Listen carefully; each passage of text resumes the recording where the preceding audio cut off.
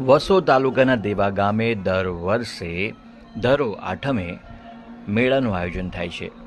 આ દિવસે આજુબાજુના ગામમાંથી અનેક ભાવિક ભક્તો આ મેળાની મુલાકાત લે છે. ગ્રામીણ વિસ્તારોમાં યોજાતા આવા લોકમેળા ઘણા જરૂરી છે અને આપણે તેનું જતન કરવું જોઈએ. સમય કાઢીને પણ આ લોકમેળામાં પોતાની હાજરી નોંધાવવી જોઈએ.